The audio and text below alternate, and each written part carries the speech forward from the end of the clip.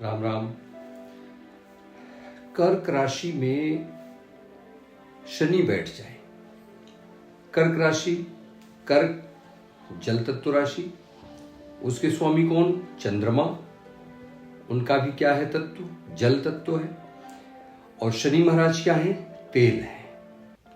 तो जब भी आप देखिए कि जल के ऊपर यानी पानी के ऊपर अगर तेल डाल दिया जाए, तेल डाल दिया उसके ऊपर, तो क्या हो गया? पानी ढक जाता है। देखते ना, तेल ऊपर आ गया, वो एक लेयर बन गई और वो ढक गया।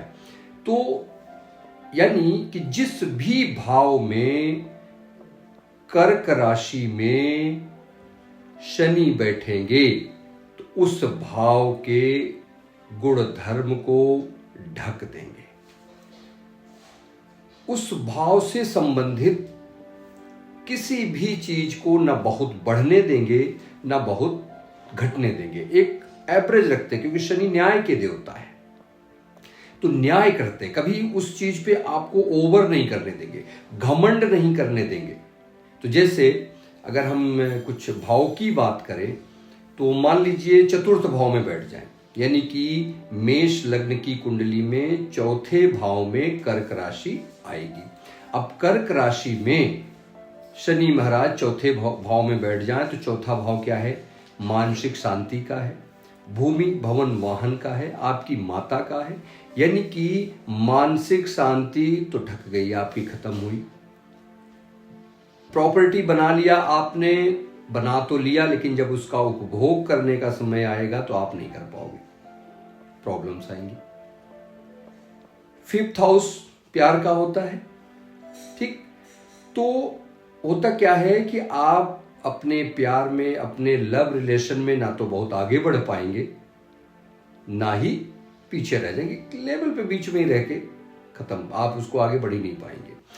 और दूसरी चीज, फिफ्थ हाउस में अगर कर्क राशि है जैसे, तो कर्क राशि में बताया प्यार के लिए यही सेम, क्योंकि फिफ्थ हाउस हमारी पढ़ाई का भी होता है। तो अगर हम जो पढ़ाई करते हैं, जैसे पढ़ाई पढ़ाई पूरी किया हमने, तो उस पढ़ाई का लाभ नहीं मिलेगा। पता चला हमने इलेक्ट्रिकल से यानी कि इंजीनियरिंग किया और उसके बाद पढ़ाई पूरी हुई और उसके आगे हम उस पढ़ाई का लाभ ही नहीं ले पा रहे, पता चला जॉब कहीं किसी और फील्ड में कर रहे हैं।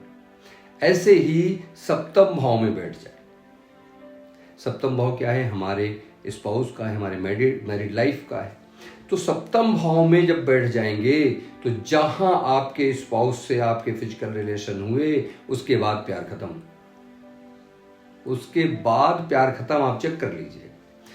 और यही आपके कर्म भाव यानी दसम भाव में अगर कर्क राशि आ जाए और वहां पर शनि महाराज बैठ जाएं तो क्या होगा? आपके प्रोफेशन, आपके कर्म क्या हुआ? ढक गए। हाँ, आप कर्म कर ही नहीं पाएंगे। आप कर्म करेंगे वो दिखेगा ही नहीं लोगों को। हाँ, लेकिन इसमें एक चीज यह है कि अगर नंबर 2 का काम करते हैं तो नंबर 2 का काम तो ढका ही हुआ चलता है ना, छिपा हुआ, क्या काम कर रहा है पता ही नहीं किसी को, तो वो बहुत अच्छा करेंगे, ठीक? तो जहां पर भी आपके कुंडली में जिस भी भाव में कर्क राशि है और वहां पर अगर शनि बैठ गए हैं तो उस भाव से संबंधित आप बहुत मत उड़िए, बहुत बखान मत करिए, नहीं तो खत्म कर देगा। जैसे सप्तम में है, आपने बोला अरे हमारी वाइफ तो बहुत अच्छी है, हमारे हस्बैंड तो बहुत अच्छे हैं, उसी दिन नाच पीटना शुरू, ठीक है? ऐसे ही फिफ्थ हाउस में बैठे हैं, कर्क राशि है, शनि बैठे, हमारा बेटा तो बहुत अच्छा है, हमारा बच्चा तो बहुत अच्छा है, बवाल बिगड़ना शुरू। ऐसे ही ये समझिए कि शनि महाराज अगर कर्क राशि में बैठते हैं तो उसी भाव के कारक तत्वों को ढक देते हैं, दबा के रख देते हैं, ना अच्छा करते हैं ना खराब करते हैं, एक लेवल पे लाके छोड़ देते हैं। अब इनका उपाय क्या है? तो उपाय देखिए क्या है।